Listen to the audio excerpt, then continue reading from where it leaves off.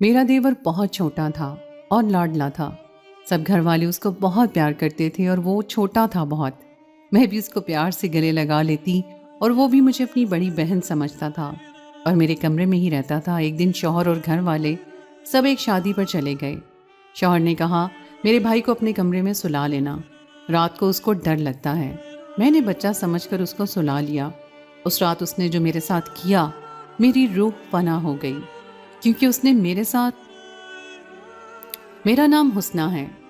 جب میری شادی ہوئی تو مجھے پتا چلا کہ میرے سسرال میں میرا ایک چھوٹا دیور بھی ہے جس کی عمر صرف 11 سال ہے۔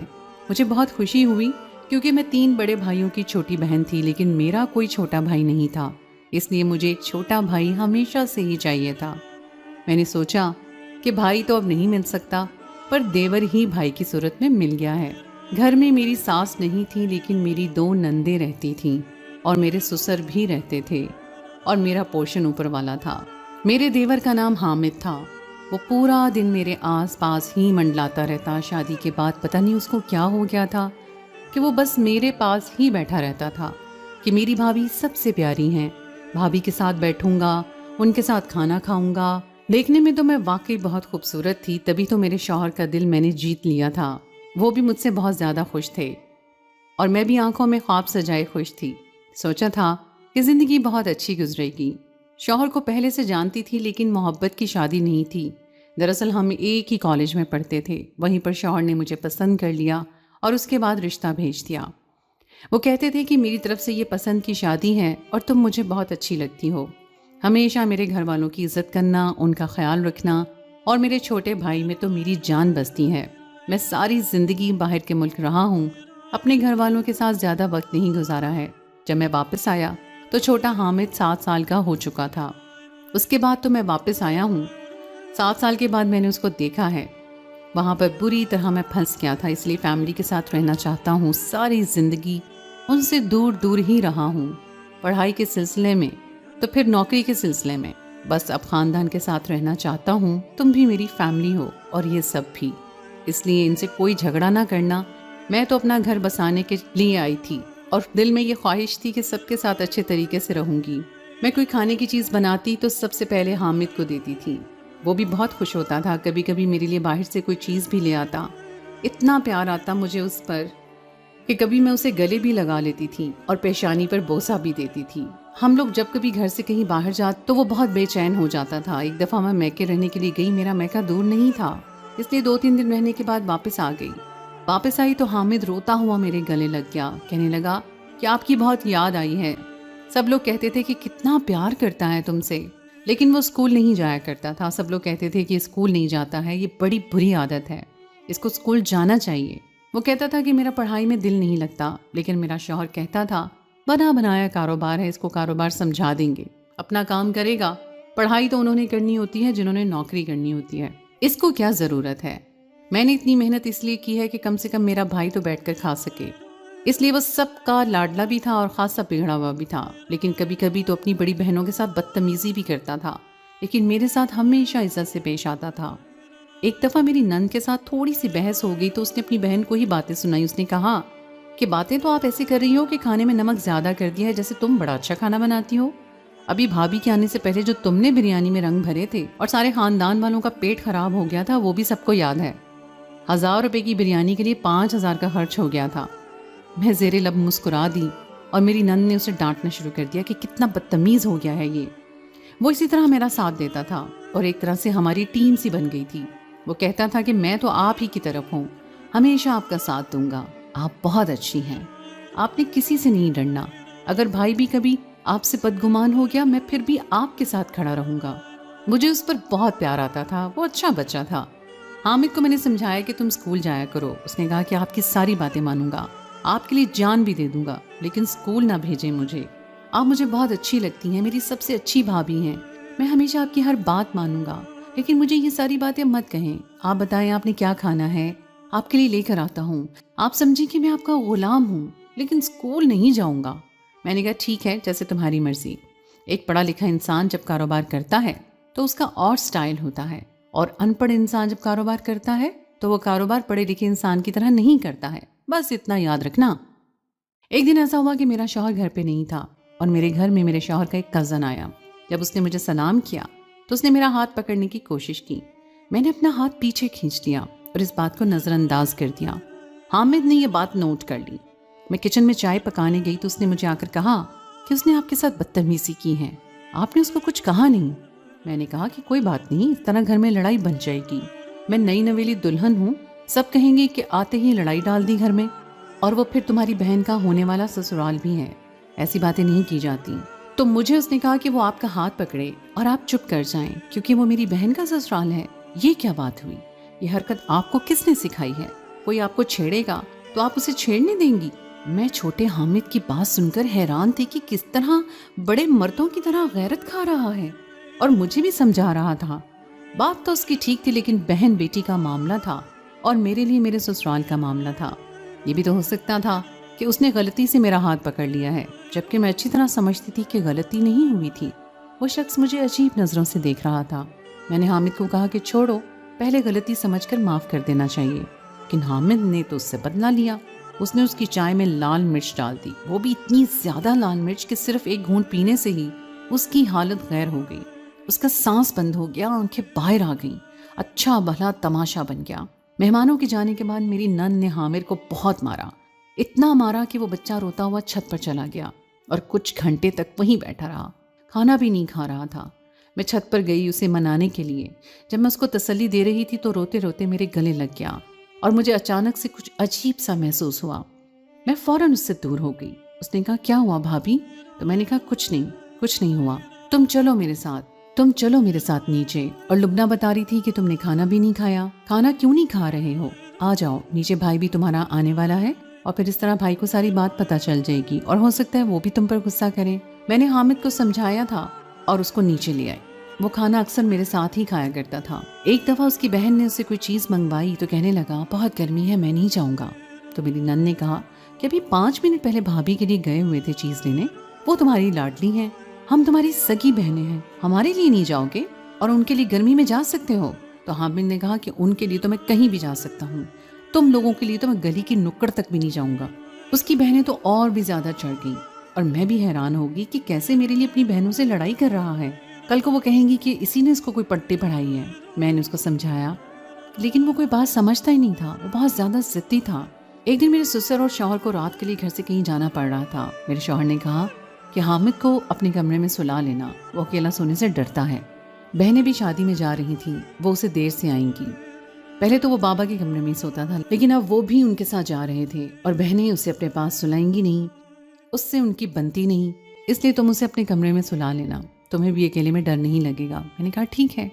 جب رات ہوئی تو میں نے اس کو کہا کہ آ جاؤ، کمرے میں سونے کا وقت ہو گیا ہے۔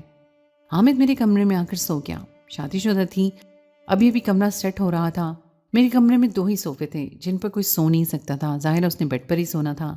میں نے بھی بچہ سمجھ کر اسے اپنے شوہر کی جگہ پر سلا دیا اور خود بھی کروٹ لے کر سو گئی۔ لیکن تھوڑی دیر کے بعد اس کا ہاتھ اپنے ہاتھ میں محسوس کیا اور کہا کہ یہ کیا کر رہے ہو؟ تو اس نے کہا کہ کچھ نہیں کر رہا ہوں، آپ مجھے بہت اچھی لگتی ہیں۔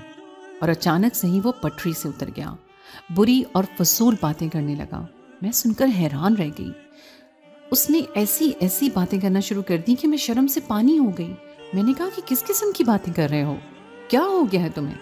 کہاں سے سنی ہے تم نے یہ ساری باتیں؟ کہنے لگا کہ بہت جگہ سے سنی ہے اور آپ کے لیے ہی بچا کر رکھی ہوئی تھی۔ وہ تو مجھ سے ایسے بات کر رہا تھا جیسے وہ بچہ نہیں کوئی جوان مرد ہے۔ اور پھر اس نے میری عزت پر حملہ کیا۔ اس نے کہا کہ میں کوئی 11 سال کا چھوٹا بچہ نہیں ہوں، میری عمر 15 سال ہے۔ بھائی تو باہر کے ملک ہوتا تھا، اسے کیا پتا کہ میری عمر کیا ہے؟ یہ تو میرا قد نہیں بڑھ رہا، میرے اندر بچوں والا کچھ نہیں ہے۔ مجھے بچہ سمجھ کر ماں بننے کی کوشش مت کرو، تم مجھے اچھی لگتی ہو۔ تمہیں کیا لگتا ہے تمہارے لیے سب کچھ کیوں کر رہا تھا؟ تمہارے لیے اپنی بہنوں سے لڑائی کر رہا تھا، تمہارے لیے دھوپ میں اپنا منہ جلانے کے لیے نکل جاتا تھا کیونکہ تم مجھے اچھی لگتی تھی۔ میں نے کہا کہ تم سے یہ امید نہیں تھی، میں نے تمہیں اپنا چھوٹا بھائی سمجھا، اور تم تو بھائی کیا انسان کہلانے کے بھی قابل نہیں ہو۔ میں سارے گھر والوں کو بتا دوں گی۔ اس نے کہا کہ ہاں بتا دو، سارے گھر والوں کو، کوئی بھی تم پر یقین نہیں کرے گا کیونکہ میں کہوں گا تم نے ہی مجھے ورگلانے کی کوشش کی ہے۔ میں حیران اور پریشان رہ گئی۔ اس نے گلدان اٹھا کر میرے سر پر دے مارا اور میں نیند بے ہوش ہو گئی۔ صبح اٹھی تو میرے سے میری سب سے قیمتی چیز چھین لی گئی تھی اور مجھے پتہ بھی نہیں تھا کہ میں کیا کروں گی۔ میرا شوہر اور سسرال والے واپس آ گئے۔ جب اپنی بے گناہی کا شور ڈالنے کی کوشش کی تو اس سے پہلے ہی میرے دیور نے گھر والوں کو سب کچھ بتا دیا تھا کہ اس نے میرے ساتھ یہ سب کرنے کی کوشش کی ہے۔ میرا شوہر مجھ سے بدگمان ہو چکا تھا، سب مجھ پر بری بری باتیں کر رہے تھے اور نندوں کی تو زبان ہی نہیں رک رہی تھی۔ جب میں نے اپنے شوہر سے کہا کہ اس نے یہ سب کچھ کیا ہے، اس دن بھی اس نے مجھے گلے لگایا تھا تو یہ مجھے ایسے گلے لگا رہا تھا جیسے آپ مجھے گلے لگاتے ہیں۔ میرے شوہر نے میرے منہ پر تھپڑ دے مارا اور کہا کہ ایک تو کسی کے ساتھ منہ کالا کیا ہے میری غیر موجودگی میں، اور اب میرے بھائی پر الزام لگا رہی ہو۔ اور تم جیسی لڑکیاں ایک مرد کے سہارے نہیں رہ سکتی۔ خوبصورت ہونا اپنی خوبصورتی پر بڑا غرور ہوتا ہے، جب آئینہ دیکھتی ہو تو سوچتی ہو کہ ایک مرد کے سہارے کیسے رہوں گی۔ یہ خوبصورتی تو باقی مردوں میں بھی بانٹ دینی چاہیے، اور بھی چاہنے والے مل جائیں گے۔ اور تمہیں جب کوئی اور نہیں ملا تو تم نے میرے چھوٹے بھائی کو استعمال کیا۔ اس بیچارے بچے کے دماغ پر کیا اثر پڑا ہوگا ان باتوں کا۔ تم نے اسے وقت سے پہلے جوان کر دیا، اس کی زندگی برباد کر دی تم نے۔ تم جیسی عورت کو پتہ نہیں میں نے کیسے اپنے نکاح میں لے لیا۔ تمہیں تو بازار میں بٹھا دینا چاہیے۔ نکل جاؤ میرے گھر سے۔ میرے شوہر نے بہت بڑی بڑی باتیں کر دیں۔ میں اس کے قدموں میں بیٹھی تھی، لیکن اس کے بعد میں اس کے قدموں سے اٹھ گئی، کیونکہ اس نے ہر حد پار کر دی تھی۔ بنا سمجھے، بنا جانے، بنا کسی صفائی کے اس نے وہ بات مان لی جو میرے دیور نے کہی تھی، اور مجھے میرے شوہر نے گھر سے نکال دیا۔ میں اپنے ابو کے گھر چلی گئی۔ ماں باپ بیٹی والے تھے، وہ کیا کر سکتے تھے؟ ان کی اور 5 بیٹیاں تھیں، گھر میں ہی رہنے لگی۔ شوہر تو چھوڑ کر کیا گیا، واپس آیا ہی نہیں، یہاں تک کہ بات کرنے کے لیے بھی نہیں۔ میرے بابا نے کہا کہ بات تو کرو بیٹھ کر، اس بات کا حل نکالتے ہیں۔ تو شوہر نے کہا کہ آپ اپنی بیٹی کو اپنے پاس ہی رکھیں۔ کچھ دن کے بعد مجھے پتا چلا کہ میں حاملہ ہوں، لیکن مجھے یہ پتا نہیں تھا کہ یہ بچہ میرے دیور کا ہے یا میرے شوہر کا۔ میری زندگی برباد ہو گئی تھی، میں کہیں کی بھی نہیں رہی تھی۔ مجھے لگتا تھا کہ میں اس دنیا کی سب سے بری قسمت کی لڑکی ہوں، اور میرے ساتھ اس دنیا کا سب سے بڑا ظلم ہوا ہے۔ میرے گھر والوں کو تو میں نے ساری بات بتائی تھی، وہ بھی مجھے ہی باتیں سنانے لگے کہ تم اتنی بے وقوف ہو، تمہیں پتہ نہیں چلا؟ عورت کو تو پتہ چل جاتا ہے کہ مرد اس کے بارے میں کیا سوچ رہا ہے۔ میں نے کہا کہ میں تو اس کو بچہ ہی سمجھتی رہی تھی، مجھے کیا پتا تھا؟ میرا شوہر مجھ سے کوئی بات ہی نہیں کرتا تھا۔ میں اسے فون کرتی تھی، میسج کرتی تھی، اس کو وائس میسج کرتی تھی، روتی تھی، لمبے لمبے 10 منٹ کے میسج بھیجتی تھی، لیکن وہ مجھے جواب نہیں دیتا تھا۔ میں نے اسے کہا کہ ایک نہ ایک دن تو تمہیں پتہ چل جائے گا، لیکن پھر میں تمہارے ساتھ واپس نہیں آؤں گی، کیونکہ تب تک بہت دیر ہو جائے گی۔ رشتوں کو اتنا مت الجھاؤ کہ پھر تم سلجھا نہ سکو۔ لیکن میرا شوہر جواب ہی نہیں دیتا تھا۔ پھر اس نے میرا میسج سننا بھی چھوڑ دیا۔ میرا 8واں مہینہ چل رہا تھا جب ایک دن میرا شوہر گھر آیا۔ اسے دیکھ کر میں حیران رہ گئی کہ جو شخص پچھلے 8 مہینے سے میرے میسج کا جواب نہیں دے رہا تھا، آج میرے گھر میں سر جھکائے کھڑا تھا۔ اس نے میرے بابا سے کہا کہ مجھے اکیلے میں بات کرنی ہے۔ میں نے کہا کہ کیا بات کرنی ہے، کیوں آئے ہو اب یہاں پر؟ بابا نے ہمیں اکیلا چھوڑ دیا، اور پھر اس نے مجھے ایک ایسی بات بتائی کہ میں حیران رہ گئی۔ اس نے کہا کہ تمہارے جانے کے بعد ہمارے گھر میں بہت عذاب آئے ہیں۔ کہتے ہیں کہ جس گھر میں کسی مظلوم کے آنسو کسی مظلوم پر تہمت لگائی ہو تو پھر وہ گھر برباد ہو جاتا ہے۔ میری بہن کو طلاق ہو گئی ہے، اس کا نکاح ہوا تھا، لیکن ان لوگوں نے طلاق دے دی جبکہ وہ ابھی تک رخصت بھی نہیں ہوئی تھی۔ چھوٹی بہن سیڑھیوں سے گر گئی اور اس کی ایک ہڈی ٹوٹ گئی۔ اور تم جانتی ہو حامد کے ساتھ کیا ہوا ہے؟ اسے کینسر ہو گیا ہے۔ ڈاکٹروں کا کہنا ہے کہ اگر اسے بچانا ہے 1 کروڑ روپیہ لگے گا۔ تمہیں پتہ ہے کہ ہمارے پاس اتنے پیسے نہیں ہیں، اور اس کے پاس شاید 1 سال سے زیادہ کا وقت بھی نہیں ہے۔ اس نے سب کچھ بتا دیا ہے کہ وہ تم پر نظر رکھتا تھا، اس نے تمہارے ساتھ زیادتی کی ہے، مجھے معاف کر دو۔ میں نے تم پر بھروسہ نہیں کیا، تمہیں بہت برا بھلا کہا، اپنے بھائی کی محبت میں اندھا ہو گیا تھا، سمجھتا تھا کہ وہ تو بچہ ہے، لیکن آج کل کوئی بچہ نہیں ہوتا، مجھے معاف کر دو۔ وہ چارپے پہ پڑ گیا ہے، چھوٹا سا بچہ ہے، دن رات روتا رہتا ہے، کہتا ہے کہ میری زندگی برباد ہو گئی کیونکہ میں نے کسی کی زندگی برباد کی ہے۔ میں نے اپنے شوہر سے کہا کہ میں تو وہی ہوں جس کو تم بازار میں بٹھانا چاہتے تھے، آج اپنے گھر واپس لے جانے کے لیے آ گئے ہو۔ میرے شوہر کی آنکھوں میں آنسو تھے۔ اس نے کہا کہ مجھے معاف کر دو، مجھ سے غلطی ہو گئی۔ میں نے کہا کہ اللہ بھی کہتا ہے کہ کوئی فیصلہ کرنے سے پہلے تحقیق کر لو، کم سے کم تم پوچھ تو لیتے مجھ سے۔ تم نے مجھے صفائی پیش کرنے کا موقع بھی نہیں دیا، اور جب میں نے تمہیں فون پر بتایا تھا کہ میں ماں بننے والی ہوں تو تم نے کیا کہا تھا؟ تم نے یہ کہا کہ یہ بچہ میرا نہیں ہے، اس کو گرا دو۔ اب اس بچے سمیت میں تمہیں قبول کیسے ہو سکتی ہوں؟ مجھے طلاق نامہ بھیج دینا اس بچے کی پیدائش کے بعد۔ نہیں تو مجھے تم پر خلا کا کیس کرنا پڑے گا۔ میں نے کہا اور وہاں سے میں چلی گئی۔ میرا شوہر مجھے پکارتا رہ گیا لیکن میں نے پلٹ کر نہیں دیکھا۔ کتنے زخم لگائے تھے اس نے میرے دل پر۔ جب بھروسہ ہی نہ کرے کوئی آپ پر تو پھر پیچھے کیا رہ جاتا ہے۔ میں اپنے کمرے میں آ گئی اور دروازہ بند کر دیا۔ وہ میرے بابا کے ساتھ کوئی بات کرتا رہا۔ اس کے بعد 3-4 دفعہ گھر آیا۔ میں نے بابا کو کہہ دیا کہ میں اس کے ساتھ نہیں جاؤں گی اور یہ میرا آخری فیصلہ ہے، آپ لوگوں پر بوجھ نہیں بنوں گی، اپنے اور اپنی اولاد کے لیے خود ہی کچھ کر لوں گی۔ بابا نے کہا کہ ایسی بات کیوں کرتی ہو، ہم کیا مر گئے ہیں؟ جیسا تم کہو گی ویسا ہی ہوگا۔ اللہ نے مجھے ایک پیاری سی بیٹی دی۔ ویسے تو میرا بھی اس معاشرے میں بہت ہی برا حال ہوا تھا، لیکن میں اپنی بیٹی کو بہادر بناؤں گی، یہی سوچ کر میں نے اسے دل سے لگا لیا۔ بیٹی کی پیدائش کے بعد شوہر پر خلا کا کیس کر دیا اور اسے طلاق لے کر اپنے گھر میں رہنے لگی۔ گھر میں ٹیوشن پڑھاتی تھی، پھر آہستہ آہستہ اور کام بھی کرنے لگی۔ پھر جب بچی بڑی ہو گئی تو ایک آفس میں جاب کر لی۔ اب اپنی بیٹی کے ساتھ رہتی ہوں، اس کا خیال رکھتی ہوں۔ میرا دیور ابھی بھی اسی دنیا میں ہے۔ وہ لوگ تو کہتے ہیں کہ اسے کینسر ہے، لیکن شاید اسے کوئی اور ہی بیماری تھی، اور اب مجھے ان لوگوں سے کوئی لینا دینا نہیں ہے۔ میں اپنی زندگی گزار رہی ہوں۔ اب میں اپنا فیصلہ آپ لوگوں پر چھوڑتی ہوں۔ آپ لوگ بتائیں کہ جو میں نے کیا وہ ٹھیک کیا یا غلط۔ میرے شوہر نے میرا دل توڑ دیا تھا۔ اس نے مجھے ایسی باتیں کی تھیں کہ اگر وہ نہ کرتا تو شاید اس کی بچت ہو جاتی۔ اگر وہ مجھ پر اس وقت بھروسہ کر لیتا کہ میری بیوی ایسا نہیں کر سکتی تو آج ہماری محبت مزید بڑھ جاتی۔ اس نے مجھ سے محبت کی شادی کی تھی، محبت کا دعویٰ کیا تھا کہ مجھ سے محبت کرتا ہے، اور پھر اس محبت کو مضبوط ہونا چاہیے تھا۔ اللہ نے مرد کو مضبوط بنایا ہے، اس سے زیادہ عقل دی ہے، تو پھر اسے زیادہ مضبوطی کا اظہار کرنا چاہیے، اس کو سمجھنا چاہیے تھا۔ جب اس نے میرے کردار پر وار کیا اور مجھے کہا کہ تم جیسی عورت کو بازار میں بٹھا دینا چاہیے، تو کیا ایسا مرد کل کو میرا محافظ کہلا سکتا ہے؟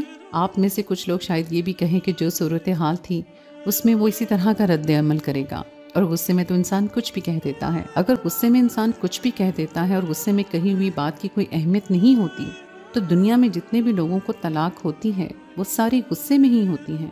پھر طلاق کو کیوں مان لیا جاتا ہے؟ اگر طلاق غصے میں ہو جاتی ہے تو پھر غصے میں انسان کی بات کو آپ یہ نہیں کہہ سکتے ہیں کہ اس نے کہہ دیا تو اس کی کوئی اہمیت نہیں ہے۔ کبھی کسی نے کسی کو پیار سے بھی طلاق دی ہوگی؟ غصے میں طلاق تو قبول ہو جاتی ہے، تو پھر باقی باتیں بھی غصے میں اپنی جگہ ٹھیک ہوتی ہیں۔ مجھے اپنے کیے پر کوئی پچھتاوا نہیں ہے۔ میں نے جو کچھ کیا بالکل ٹھیک کیا۔ اگر میں یہ نہ کرتی تو میں اپنے شوہر کی نہ تو کبھی عزت کرتی اور نہ ہی اس سے محبت کرتی۔ جہاں عزت نہیں ہوتی وہاں محبت ہو ہی نہیں سکتی۔ ہم جس کی عزت کرتے ہیں اس سے محبت بھی کرتے ہیں۔ ایسا نہیں ہوتا کہ عزت نہ ہو اور محبت ہو۔ اللہ نے مجھے بیٹی دی ہے، اسی کو ذمہ داری سمجھ کر میں ساری زندگی اس کی تربیت کروں گی، اس کا خیال رکھوں گی، اسے بہادر بناؤں گی۔ کل کو کوئی حامد اس کی عزت پر ہاتھ نہ ڈال سکیں۔ آپ لوگ ضرور بتائیے گا کہ میں نے ٹھیک کیا یا غلط، اور میری بیٹی کے اچھے نصیب کے لیے بھی دعا کیجیے گا۔